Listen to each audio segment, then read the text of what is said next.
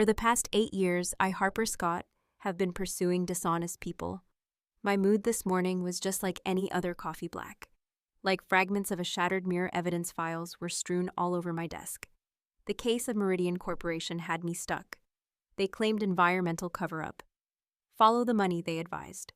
However, the funds resulted in dead ends, and the deceased ends raised additional queries. The images that were displayed in front of me included a botanical contaminated soil and dying fish. Preserve what appeared to be a combat zone. Industrial waste was being dumped close to Jackson's top research facility. Additionally, my client thought Meridian was responsible. Nature is being destroyed for financial gain by corporate scumbags. There was nothing new there, but this case felt unique. It buzzed on my phone. You must see this, Harper. That tone came through in partner Jake's voice, the one with a capital T that meant trouble. Now with the lab results arrived. Back. That preserved soil sample. It's more than just tainted. It's poisoned on purpose. I looked at the pictures once more. This wasn't carelessness. It was sabotage. In the meantime, Cassandra Miller across town was finding the answer to this puzzle on her own. Although I didn't know her at the time, I later found out that she spent the same watching the death of her life's work in the morning. She had cultivated rare orchids for years, and they were withering in their controlled surroundings. I would soon fall in love with the blonde botanist who had those warm brown eyes, but she was fighting her own battle against whoever was destroying the green areas in Jackson. At the time, the charity bike ride seemed like a smart idea. Support me and clear my head. Cleanup of the environment, perhaps, to relieve some of the anger that is building inside of me. Group activities don't appeal to me, but the cause was personal to me. Plus, physical activity helps me think, and this case required new insight. My chain broke 30 meters into the ride, similar to what my patients had been doing for the entire week. I pulled over, cursing under my breath, while other cyclists whizzed previous. She stopped at that point. Do you need assistance? It was a gentle, worried voice. When I looked up, I saw this stunning woman getting off her bike, her blonde hair gleaming in the fall sunlight. She wore fitted cycling clothing that flaunted slender muscles. And when she smiled, something kicked in my chest that had nothing to do it with effort. I mumbled, chains busted. Suddenly realizing how I must look. Exhausted, angry, and smeared with bike grease. She knelt, and I have tools. Next to me, her shoulder grazing mine, while she inspected the damage. With practiced accuracy, her fingers moved, and I caught myself staring. By the way, Harper, my name is Cassandra. We looked at each other for a moment, and I'd be damned if I didn't experience a feeling I hadn't had in years. You always come to the aid of stranded cyclists. The sound of laughter was like wind chimes. Only those who appear to have the potential to start kicking their bikes. While she was fixing my chain, we discussed the ride, Jackson's environmental issues, and the way businesses seem to think. Anything could be destroyed for financial gain. She was as passionate about preserving plants as I was about finding the truth. I knew I wanted to see her again by the time she had me road ready once more. I said, perhaps I could buy you coffee sometime. I hope my gratitude for the rescue wasn't misinterpreted in the tense atmosphere between us. Cassandra grinned in response. Sufficient, that would be nice. We were both unaware that our connection went beyond simple attraction. Her dying plants. The poisoned soil in my case files and the lab were both parts of the same lethal puzzle. But it would be a later revelation.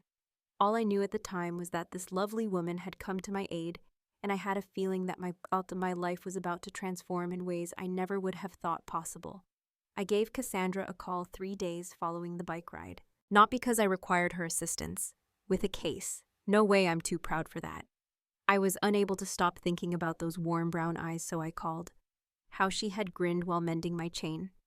I acknowledged that I might have hidden agendas for that coffee when On the second ring, someone answered. Oh. She had that same wind chime quality in her voice. That had stayed with me. Tell, please. I'm investigating a case involving plant contamination and environmental harm. I could make use of someone who genuinely understands their subject. A pause occurred. Her tone had changed by the time she spoke again. What sort of contamination is it? That afternoon we met at her greenhouse. As soon as I entered, the muggy air encircled me as though it were alive. There were plants everywhere, strange flowers I couldn't identify, and climbing vines that appeared to be reaching for me, with Cassandra resembling a botanical goddess in the center. She was dressed simply, green gown that drew attention to her eyes. Her hands were smudged with dirt from whatever she had been doing. "This is amazing," I exhaled, truly in awe. "It's my Hailou," she stated plainly. Then she became serious. I laid out the pictures on her desk and said, "Show me what you've got." Her face turned pale as soon as she saw them. "Harper, Jesus, this isn't just contamination. These plants were purposefully poisoned. The images of dying specimens are traced by her fingers. Examine the patterns of the leaves, the blackening of the stems. This is deliberate destruction." We looked at each other across the workbench, and the air between us seemed to thicken. She was intelligent, enthusiastic about her career, and well-regarded. I could smell her shampoo from this close, something flowery that accelerated my heartbeat. I muttered that I knew. I knew it was deliberate. I grabbed her hand before I could consider what I was doing. She didn't back off. Rather, she moved closer until I could see gold flecks in those brown eyes. She whispered, "Harper," and then her mouth touched mine. It was a tender kiss, tentative at first, but everything else vanished when she answered, running her fingers through my hair. Nothing mattered, not the case, not the greenhouse, not the outside world. Only her lips on mine, and the manner in which she tasted like possibility and mint tea. Breathing heavily, we parted ways. Usually, she began. I interrupted her, and neither did I. However, if I don't want to repeat that. We laid out her research data and my case files on my kitchen table that night. It was impossible to overlook the similarities. 3 months prior to my investigation, her plant specimens had begun to die. Timeline started. The same pattern, the same methodical devastation. "Examine this." Pointing to her charts, Cassandra said, "Wetlands are home to all of the dead species. They are species that serve as indicators. Their demise indicates that the ecosystem as a whole is at risk." To examine the data, I leaned over her shoulder and noticed one more whiff of that flowery aroma. "The levels of contamination at your lab are consistent with the soil samples collected nearby. Conserve. Someone is targeting particular areas rather than dumping everywhere." However, why she pivoted in her seat. Abruptly, I was able to count her eyelashes. Why would anyone want to destroy wetland plants? Command, perhaps? Someone wants to develop that land. Once more, I found myself gazing into her mouth. Regardless, whoever is doing this are aware of the destruction they are causing. As the evening went on, the conversation veered off topic. We discussed our pasts, avoiding the obvious attraction that is simmering between us. She described to me her upbringing on the East Coast regarding expectations from her family that she had never fully fulfilled. I told tales of becoming a private investigator and of prioritizing the truth over ease. As we tidied up the papers, she confessed, "I've never felt this connection with someone, particularly not with another female." For her, I completed. Her cheeks flushed as she nodded. "Have you?" I thought of my past relationships, the men who'd never quite understood my drive, who'd wanted me to be a more compassionate person. "Not like this," I said plainly. At that moment, she grinned and said, "Not where everything just clicks," grin that made me shiver during the bike ride. "So what do we do about it?" I asked, drawing nearer. "Between us. Let's see where it goes." When we kissed this time, nothing was there, hesitant about it.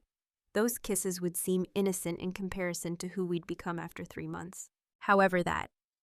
At night, as I stood in my kitchen with case files all over the place and her taste on my lips, I was aware of my meticulous, the orderly world was about to become exquisitely complex. The discovery was made on Thursday morning when I located Meridian's corporate documents. What I discovered infuriated me. The business wasn't merely some anonymous company. The Ashworths owned it. Tentacles of old Jackson money extending into every political office, ranging from the State House to City Hall. On the board was Senator William Ashworth himself. His son, a dynasty based on power and influence, Bradley oversaw daily operations, while his daughter Caroline handled public relations. Privilege, the type that viewed environmental regulations as recommendations rather than mandates. I was still. When Cassandra called, her voice tight with barely contained panic, she was processing this information. "Harper. There's a problem. I've been receiving calls." "What sort of calls?" "Unidentified. They want me to give up on my research. Put an end to gathering information about plant deaths." Her tone fell to a murmur. "The last one advised me to exercise greater caution when deciding whom to trust." My detective instincts came into play. Overdrive. Are you in the laboratory? Sure, but stay put. I'll be there to pick you up. I discovered her in the greenhouse with her plants, but she appeared more frail than any of them. The self-assured woman who had fixed my bike chain and given me an inane kiss appeared smaller in some way, her typical vulnerability taking the place of power. I took both of her hands and said, "Tell me exactly what they said." The voice was covered up electronic noise. They were aware of the chronology of deaths and my research. They claimed that if I continued to dig, I would eventually similar to the plants. My chest burned with rage. She was being threatened by someone as a result of our investigation because of the link we had established between my case and her dying specimens. I drew her near to me, sensing her shudder against me. "No one will harm you, not while I'm still breathing." Her brown eyes were bright with unshed tears as she gazed up at me, weeping. "Harper, I'm not going to back down. This ecosystem and these plants are the work of life. I understand, and we're going to punish the jerks for this." I retained her. "You're staying with me tonight, but your face is in my hands." With Cassandra there that night, my apartment felt different, there. While I ordered takeout, she made tea and curled up on my couch like she belonged in my space. She had done it 100 times. I should have been alarmed by the domesticity. I had never been good at commitment. Rather, it was right in a way that hurt my chest. As we ate Chinese food, she said, "You don't have to do this. Food directly from the containers. Keep me safe. We hardly know one another, really." I glanced at her as she sat there. I felt something change inside of me as I sat cross-legged on my couch with my blonde hair draped over one shoulder. I know you stopped to help a stranger fix her bike, even though you don't know each other's favorite movies or childhood anxieties. You're prepared to defend plants that are incapable of defending themselves. I am aware that when you kiss me, the entire world fades. Her cheeks became more colorful. "Harper, I know I've never felt about anyone the way I feel about you." I went on, letting the words flow out before I could stop them. "Whether it's a man or a woman, it is irrelevant. Whatever this is," I said, gesturing between us, "is what matters." She put down her food and sat down next to me, pressing her thigh against mine. "It's frightening. I'm amazed at how quickly this is occurring." "Me too," I said, reaching up to tuck her hair behind her. "It was different when she kissed me this time. But I'd rather be scared with you than safe with anyone else." From the hesitant experimentation in the greenhouse or the fervor in my kitchen, this kiss was full of promised warmth and something more profound that caused my heart to race for non-fear-related reasons. "Stay," I muttered to her. Lips. "Not only this evening. Remain until we resolve this." Her response was another. She kissed me longer this time, running her hands through my hair, and we didn't say anything when we finally parted ways. Rather than talking about the case, the threats, or the influential family we were facing, I ushered her into my bedroom, where what transpired after the city lights filtered through partially closed blinds and gave everything silver shadows was simultaneously gentle electric and a moment of recognition. Her hands on my skin felt like home, and it sounded like a prayer when she called my name in the dark. We moved together with unexpected cadence for a couple still getting to know one another's bodies, and then as she followed slack patterns, I knew I was in trouble when I felt it on my shoulder. "No regrets?" I inquired. She leaned on one elbow and studied my face in the low light, but it took a threatened ecosystem to unite us. In spite of everything, I laughed. "Let us discover love by destroying the environment." "Love," she said, repeated quietly. "Yes, love. I didn't mean to say it, but I wasn't going to take it back now that it was out there." Smile was radiant. "I love you too, Harper Scott." The next morning brought I was in the kitchen with coffee sunlight coming through the windows of my bedroom and a realization that completely altered my life. When my phone rang, I was scrambling eggs. My partner Jake had given me information that chilled me to the bone. "Harper, you need to hear this. You forced me to research the Ashworth family's corporate structure. Isn't just dumping chemicals for kicks. Bradley Ashworth, the CEO's son, The big society wedding is scheduled for next spring, and I looked toward the bathroom where they were engaged. Cassandra was taking a shower and steam was curling beneath the door. He is constantly married, but this marriage isn't just any marriage, it's a business merger. Caroline Blackwood is his fiancée, daughter of the Blackwood shipping empire. They would jointly oversee manufacturing and logistics from the Gulf Coast to the Great Lakes. I felt uneasy. I suppose they require a clean environment. Reports to close the deal. Nope. You can't combine with a business that has federal environmental charges. They're destroying the evidence, not just hiding the contamination harbor. I stared at my phone after Jake hung up the pieces coming together. The timing of everything, the threats to Cassandra, and the methodical targeting of indicator species were all concerning safeguarding a business transaction valued at hundreds of millions. I was still processing when Cassandra came out of the restroom, my oversized t-shirt on, like it was made for her hair wrapped in a towel. The website ought to have made Jake found something, didn't he? She read my face with a smile, but fear was taking root in my chest. The Ashworth family is preparing a merger marriage, and all of this devastation is disturbingly accurate. A merger marriage. Her face turned pale as she spoke about safeguarding their business empire. That's so outdated. The sound of glass breaking pierced the morning air before I could reply. Froze, then heard heavy, methodical footsteps moving through. I retrieved my gun from the nightstand drawer and whispered, "My apartment's bathroom." I locked the door, but Cassandra took hold of my arm and insisted that we face this together. 3 men in ski. They looked up when we discovered that masks had destroyed my living room, leaving files all over the place, furniture flipped over, and my laptop gone. Showed up, and I witnessed their realization that we weren't the simple targets they had anticipated. "Simply leave this instance," the tallest one uttered in a hushed tone. "Stop digging where you don't belong, both of you. Or thankful for hours of practice at the range I kept my gun trained on him. Or your girlfriend's lab might have an accident. Gas leak, maybe. Very tragic." Cassandra stepped forward, and I wanted to pull her back behind me. Rather, she spoke with a quiet authority. "You don't know what you're up against. Waterways that supply drinking water to half of the population are connected to this ecosystem. State, if you destroy it, everything downstream will also be destroyed." The principal criminal chuckled. "We don't care about your plants, lady." At that point, Cassandra's expertise in plants turned into our deliverance. She had observed what I had overlooked. One of the poisonous plants on my kitchen counter is the potted oleander. She had brought it over to study. She snatched it in one fluid motion and threw it at the closest intruder. "Oleander sap." As the man screamed and clawed at his face, she yelled, "Extremely poisonous. You require urgent medical care." My police training took over in the ensuing chaos. 2 brief glimpses into the... With their poisoned companion in tow, the other men hurried to the door after the ceiling. "Call 911, I said, but she was already on her phone, Cassandra. Later, following the completion of the police interrogation and the crime scene text, we sat in my ruined living room, trying to comprehend what had happened, and we took notes on everything. "They were aware of us," Cassandra spoke softly. "Your case, our relationship, everything. Ashworths have money, resources, networks, contacts, and information." I drew her closer to me on the couch because I needed the contact. But today they erred. They extended their hand. "What do you mean?" They weren't just any thugs. They were too well prepared and well organized. They were hired by a very wealthy person, and only one family has that level of influence and drive. Cassie, I could feel her trembling as she leaned into me.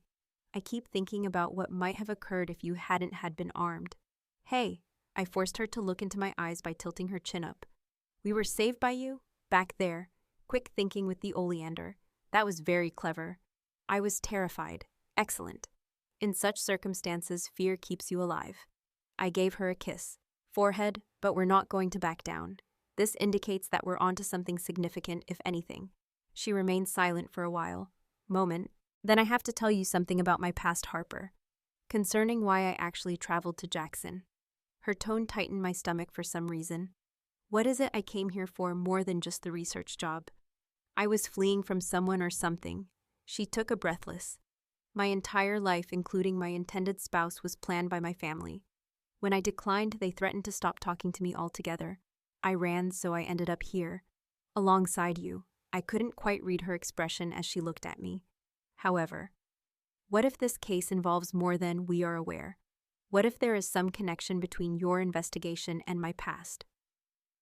Before I could inquire about her meaning, my text message from an unidentified number buzzed on the phone. "Tomorrow, Elm Street's former warehouse. Come by yourself or she will perish." Cassandra's face turned white as she was shown the message. "They're getting worse," she muttered. "Then we are too." I got up, a choice was made. Time to take this fight to them. We chose not to attend the warehouse meeting because it was clearly a trap. Rather, Cassandra and I waited at a safe house across town while I called Jake to run surveillance. Everything changed when we found out. Harper, she said as she gazed at her voice hardly audible above a whisper. Laptop screen. I have a family story to share with you. I'm more than just Cassandra Miller. My ancestry became ice. What are you saying? My mother's maiden name is Miller, and my father's Caroline Blackwood, who is engaged to Bradley Ashworth, goes by the name Blackwood. The words, "she's my sister," struck me like a blow to the body. I believed I understood everything about our relationship, including how it felt like a lie when we first met. After everything we've been through, you're telling me this now? Tears spilled down her cheeks. Harper, I promise you that I came to Jackson without knowing about the engagement when we first met. I changed my name and did the necessary research 2 years ago in order to avoid an arranged marriage that my family had planned. Position attempted to create an uncontrollable life. Who are you supposed to marry? I asked, but I knew Bradley Ashworth. She was crying now. The answer would ruin us. My dad and Senator Ashworth set it up when I was 19, a business merger masquerading as romance, and threatened me if I didn't to ruin my research. Funding my career, everything. I got up and paced the tiny motel room like a caged animal. Consequently, you fled and inadvertently found yourself looking into the same case that involves your former fiancé. It's not a coincidence. Her voice sounded hollow. You see, they're attempting to compel me to return, destroy my work here, and threaten me with plant contamination. Jesus Christ, Cassandra, I'll be forced to go back and wed Bradley. I'm not Caroline Blackwood anymore. I've been someone else since the day I left. Or should I call you Caroline? I wanted to believe Cassandra Miller, the botanist you met on that bike ride, the woman who fell in love with you.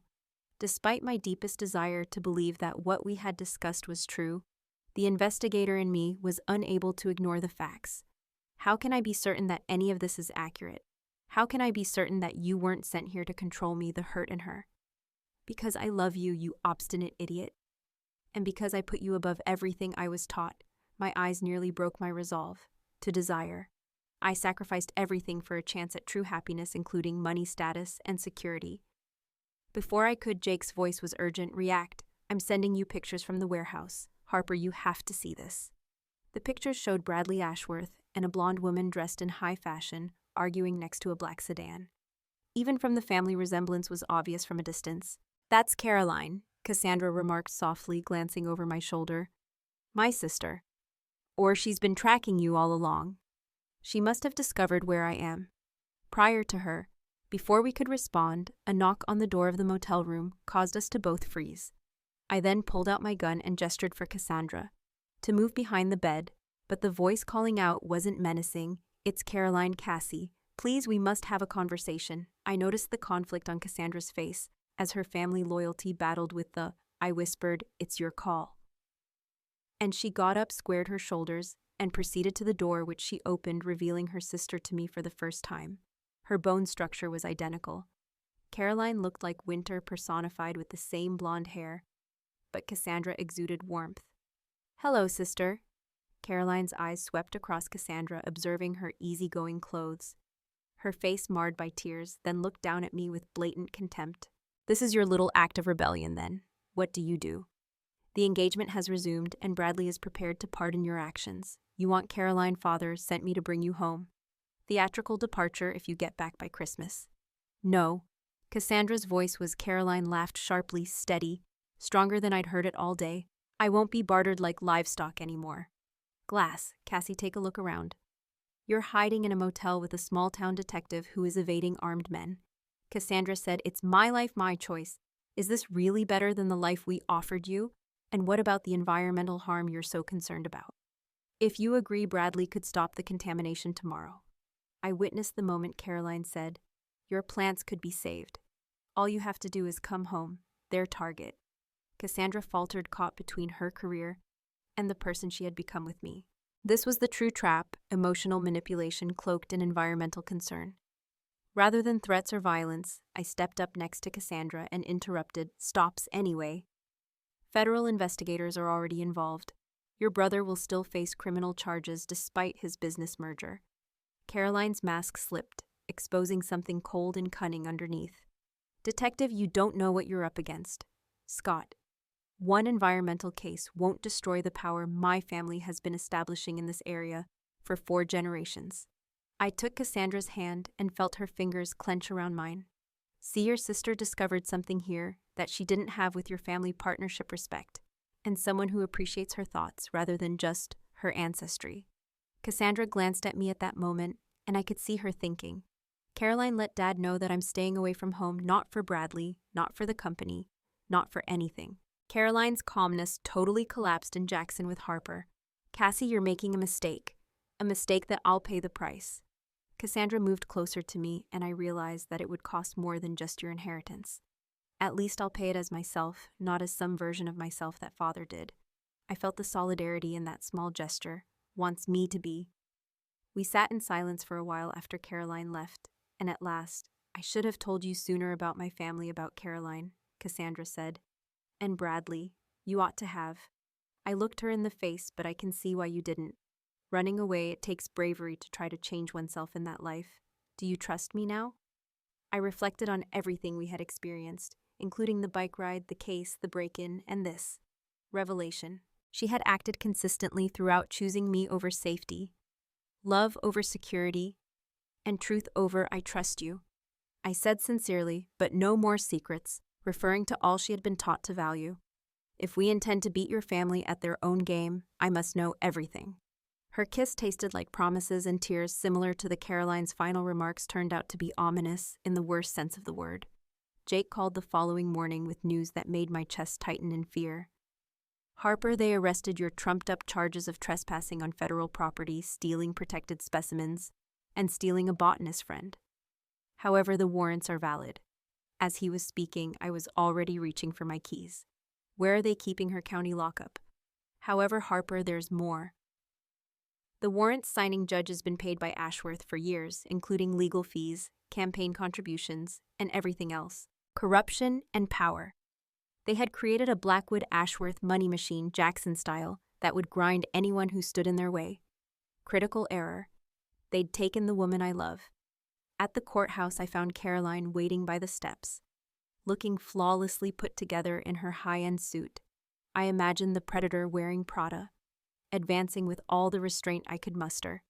Detective Scott, I hope you got our message. Caroline, your family's corruption makes this kidnapping with extra steps illegal, she grinned. Winter cold smile. My sister made her decision and is now facing the repercussions. Thankfully, these charges might vanish if she consents to go back home, or I might reveal every shady transaction. I have proof of bank records, payoffs, and environmental cover-ups that your family has made in the last 10 years. Would bring great joy to federal prosecutors. Her face briefly twitched with uncertainty. I moved closer, making the most of every inch of my height advantage. Bluffing, try me. You see, I was learning how to hunt while you were dressing up for board meetings. Your brother isn't the only one, with resources. Jake's voice cut through the conversation from behind me. Harper, we've got an issue and an opportunity. He had brought a woman with Caroline's bone structure who is roughly our age, but this is Rebecca Ashworth, Jake said, noticing the warmth in Cassandra's eyes and the obvious family resemblance. Outlined. Bradley's younger sister, Caroline called me this morning, became rigid. Why are you here, Rebecca, putting an end to this madness? Rebecca's Caroline, I've been giving Detective Scott information for weeks. The voice was quiet and authoritative. Environmental reports, the contamination timeline, and even the specifics of the wedding merger. Caroline was deeply hurt by the betrayal. You have been working against your own family. Beck. I have been working against Bradley's greed. Our father built this business on legitimate shipping contracts, not environmental destruction, Rebecca clarified, as well as forced unions. He would have been appalled by what you and Bradley are doing. I looked at Rebecca's pieces clicking, collectively. The person who has been dropping off documents in my office mailbox is my insider. She gave a nod. Someone had to record their actions. The contamination of the plants was only the first step. They intend to grow, activities that are destroying wetlands from here to New Orleans along the Gulf Coast. Caroline's composure finally broke all the way through. You self-righteous, little do you realize how much you've cost us. Justice isn't supposed to be profitable, Rebecca said coolly. Then she faced me. Investigator Scott, I may be able to help your case and secure Cassandra's release. Rebecca's evidence was incriminating. Conversations between Bradley and chemical disposal contractors were recorded. Falsified reports on environmental impacts, even emails outlining solutions for the Bodist issue. More than enough to change the perception of Cassandra as a criminal to whistleblower as hero. I saw Cassandra leave the courthouse 2 hours later, free and vindicated. She appeared worn out but unyielding, with a chin up in that obstinate manner I had come to admire. When she realized I was waiting her, the whole face changed to one of joy and relief. Harper, she ran the final few steps, and I embraced her tightly enough to persuade myself that she was truly free. I apologized in a whisper. Against her hair. I should have done a better job of protecting you. You did keep me safe. She drew away to gaze at me. You believed me when I told you the truth about my family. When they attempted to separate us, you stood up for me. Concerning that, I turned to see Rebecca standing there quietly conversing with Jake, as Caroline hurried off in the direction of a waiting vehicle. We both didn't realize how complicated your family is. Cassandra followed my eyes and noticed Rebecca for the first time. For the first time. Slowly recognition came. Then she was taking cautious steps in the direction of the other woman. Hi there, Cassie. Rebecca smiled softly. Rebecca, it's been a while. However, you belong to Bradley, sister. Indeed. More significantly, though, I currently think you should have the freedom to live your own life. Cassandra's shoulders trembled with relief at finding an ally where she had anticipated as she watched the two women embrace. Only adversaries. At that moment, I realized how alone she had been, bearing the burden of both her own and her family's expectations, desires without a person who was aware of both sides.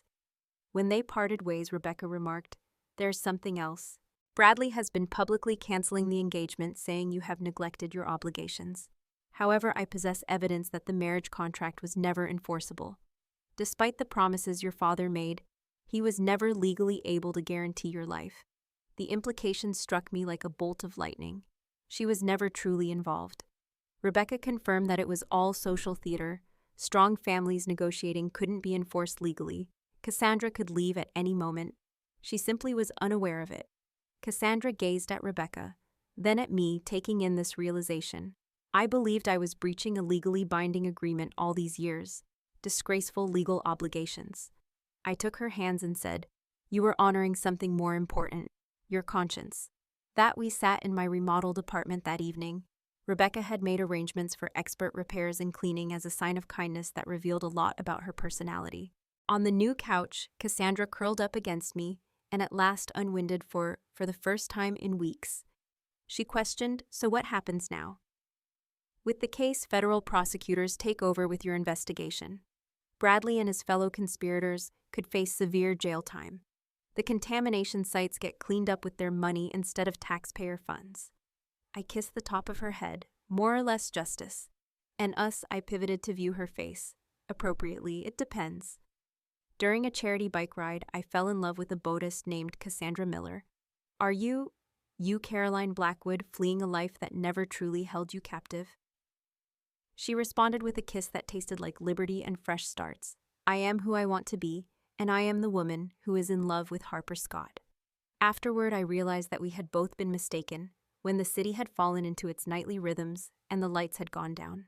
About freedom and imprisonment, about running and remaining. Running away from what limits you isn't always the most courageous thing to do. It's about fighting for what you believe in and standing your ground. Bradley is being charged at the federal level, and the immediate after the threat was eliminated. Cassandra and I could finally relax and spend time together without constantly watching our shoulders. However, the intimacy they developed while working on the case transcended mere physical attraction. They worked together, anticipating one another's ideas and completing one another's sentences, the proof that we had acquired. There was a lot of evidence against the Ashworth-Blackwood plot, but we needed one last piece to make sure convictions. They had been keeping barrels of tainted chemicals in a warehouse that Jake had located, but it took careful planning to gain access. I clarified that the facility is being watched, spreading blueprints on the other side of my desk.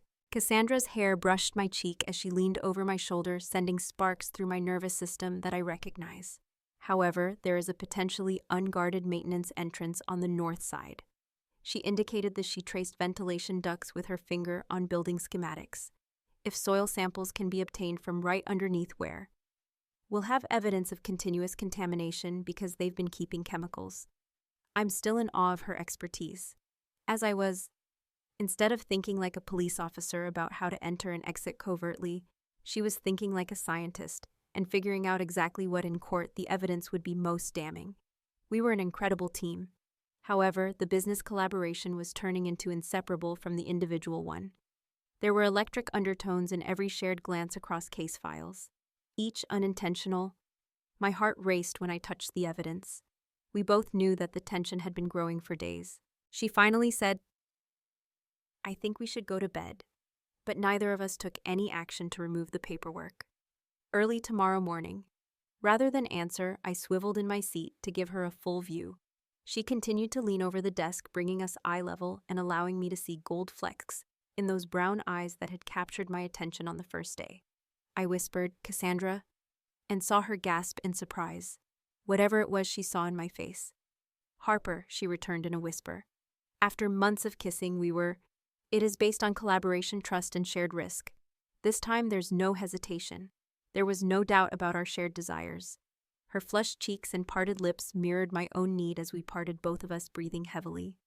"My office door has a lock," I said, causing her pupils to widen. She looked back and then toward the frosted glass door, at me with a smile that was half desire and half mischief. "Detective Scott, you are very professional. Nothing about this is professional no more." I got up and extended my hand, unless she took my hand and pulled me toward her, removing the final inches, saying, "You'd rather wait until we get home." She confessed against my ear, her voice low enough to make me understand. "I've been thinking about this all day." Shiver. Case files were forgotten, and the area behind my desk turned into our private realm, as we investigated one another with the haste of those who had spent too much time dancing around attraction. It was simultaneously like coming home to an adventure and tasted like coffee and possibility. Later, as we straightened she caught my attention and began to laugh as she changed her attire and attempted to appear professional once more. "What's so funny? I never thought we'd end up making love in your office when I was fixing your bike chain at that charity ride, while looking into corporate corruption. Surprises abound in life." I nodded, drawing her near me once more. "Kiss good ones if you're lucky." Our last investigative push came the following morning. The warehouse Cassandra's scientific apparatus found chemical signatures that would stand up in court, and the infiltration proceeded without incident. While I meticulously documented everything as I had learned from my 20 years of police work, but it was back in my apartment that night, reviewing the proof one last time, that things moved into the area we'd been approaching for weeks. Federal prosecutors had all they required. The case was practically closed, and for the first time since we first met, we only had each other as the primary object of our urgent attention.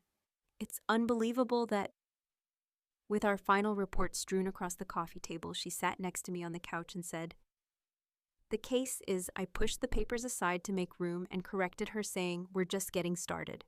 When she gave me that mix of desire and vulnerability that kept me breathing, I knew tonight would be distinct from the others. There is no hurrying, no interruption from case files, and no outside threats requiring our attention. Only us at last, free to investigate everything we had been accumulating. "Are you certain about this?" I inquired about remaining in Jackson, about choosing this life, even as my hands touched the hem of her shirt.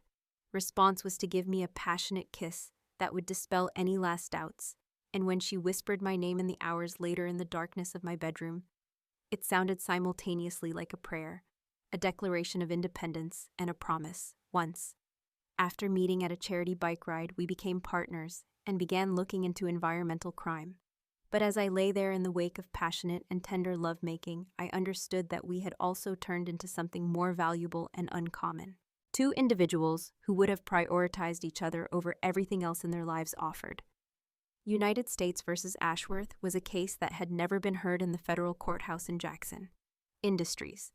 3 months following the conclusion of our investigation, I watched Bradley Ashworth, and for environmental crimes that destroyed wetlands throughout the Gulf Coast region, his co-conspirators are being held accountable. Cassandra sat next to me. The defense had suffered greatly from her testimony earlier that morning.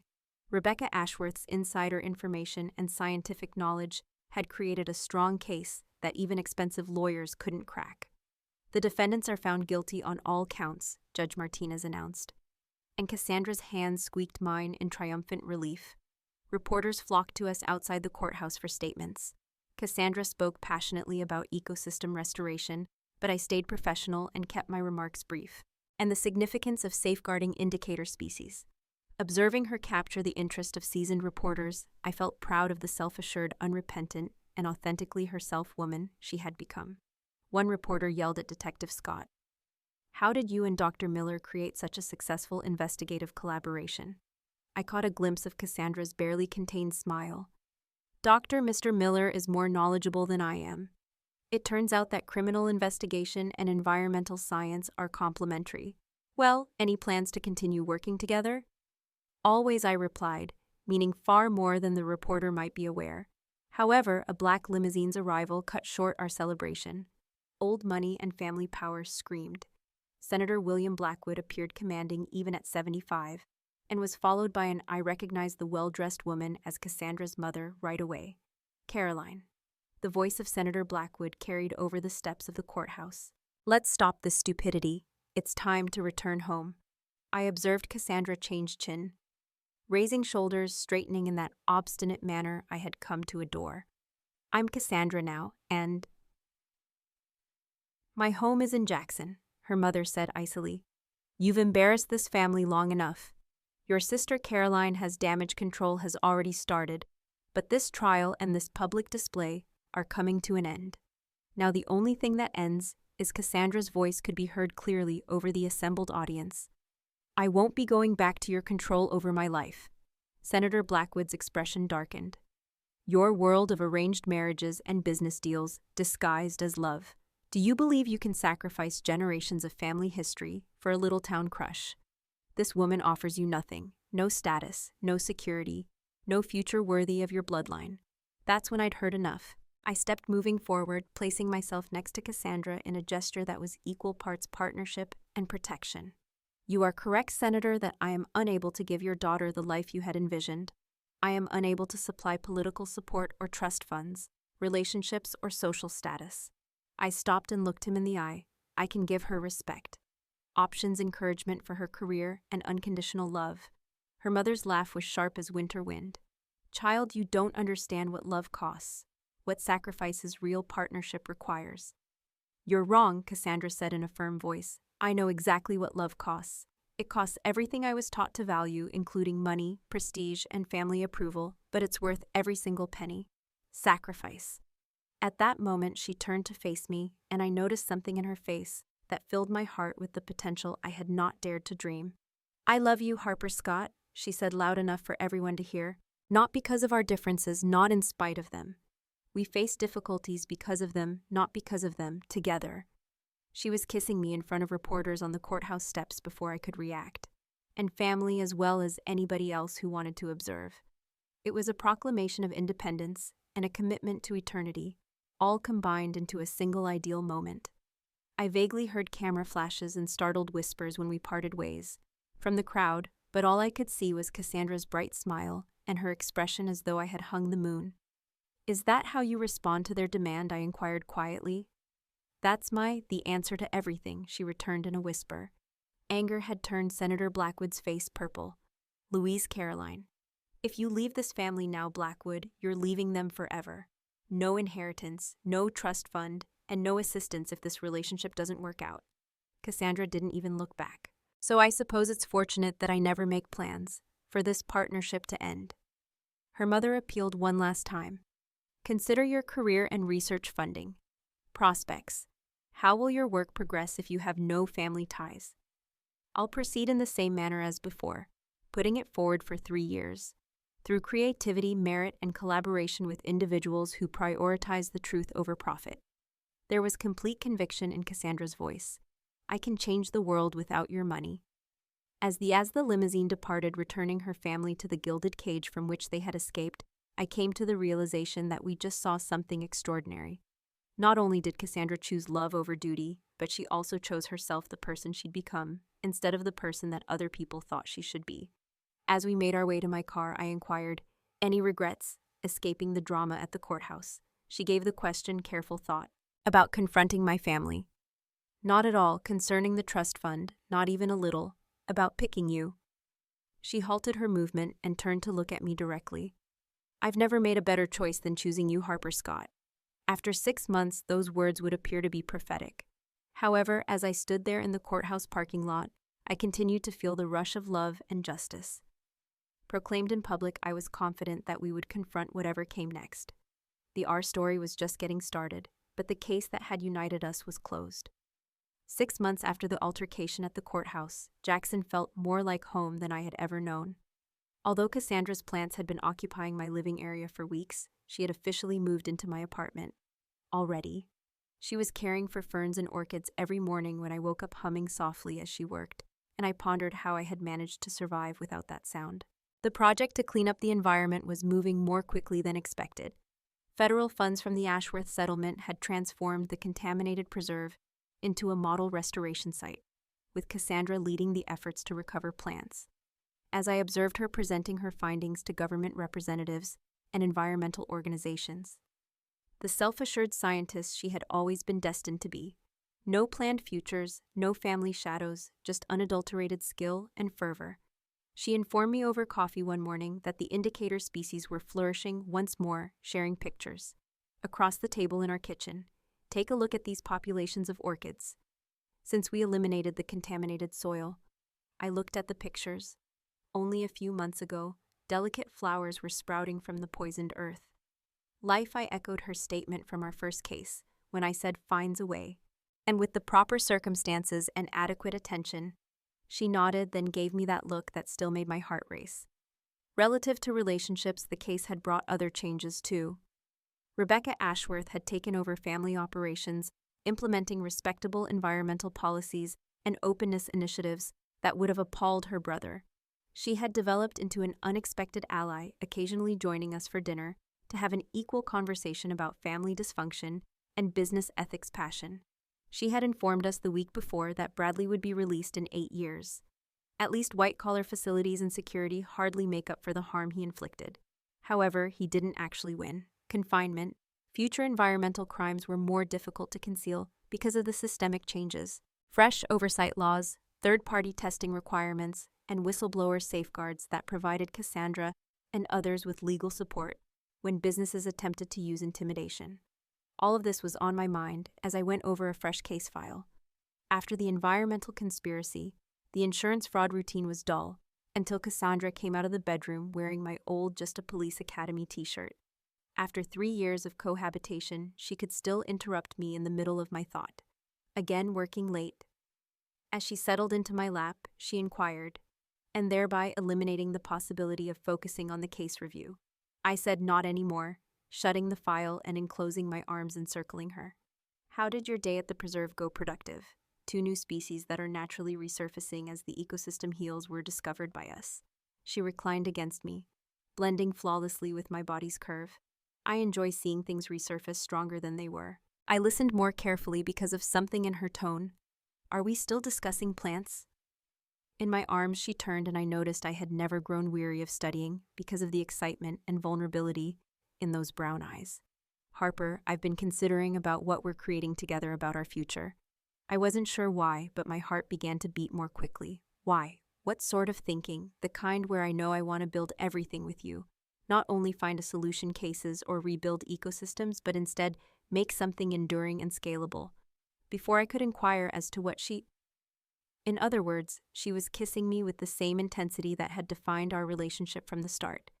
Consuming, intense, and brimming with hopes for the future. As we parted ways, both of us gasping for air, she put her forehead to mine. "Harper Scott, I'd like to wed you." The words struck me as lightning, surprising, electrifying, and transforming. "Cassandra, I am aware that this cannot be made lawful, not just yet. However, I want to make important promises to you. I want to stand up in front of people who declare their love for us, are saying that we will always choose each other for the rest of our lives." I gazed at her, taking in her words. Marriage had never been on my radar. Too many relationships that have failed, too much autonomy to defend. Everything was different with Cassandra, though. She wasn't requesting that I shift. She wanted me to mature. Finally, I said, "Are you proposing to me?" She took something out of my t-shirt pocket and said, "Actually, yes, I am." A plain silver band. The only family jewelry I kept when I left was this ring, which belonged to my grandmother. She was the only one who consistently advised me to follow my passion rather than my family's wishes. I accepted the ring, sensing its warmth and weight against her skin. "Are you proposing to me, Cassandra Miller?" "I'm requesting to be my partner in all endeavors, including work, romantic relationships, and creating the kind of life we both deserve." She spoke steadily, yes, with the same assurance she brought to science. "What are your thoughts?" Slipping the ring was my response. Onto my finger, then kiss her with everything I had. As though it had been looking for 20 years, it fit flawlessly, its way to me. Later, as I lay in bed with Cassandra's head resting on my chest and Jackson's city lights peeking through our curtain's shoulder, I reflected on the path that had led us to this point. During a charity ride, a broken bike chain, environmental federal trials, family corruption, and crimes. It had not been simple at all. However, each obstacle had strengthened us, more confident in what we were creating together. "Have no regrets?" she asked sleepily, echoing the question I'd asked months ago. I repeated her, only that it took environmental destruction to bring us together. Response from our first night together, she chuckled quietly. "Next time, let's get together at a less next time," I said, raising an eyebrow. Dramatic like a coffee shop. "I'm planning on never," she said, raising her head to give me a serious look. "I can't imagine falling in love with another bodist." "You're it, Harper Scott. The last person I will ever choose to spend the rest of my life with." The last kiss, the last love, we were meant to be together, two women who had found love, and I knew she was right as she leaned back against me, in the midst of turmoil, and decided to make it permanent in spite of all the challenges. The case that brought us our story would continue for decades after we parted ways, but sometimes the best investigations don't. They not only solve crimes, but also unlock the mystery of your destiny.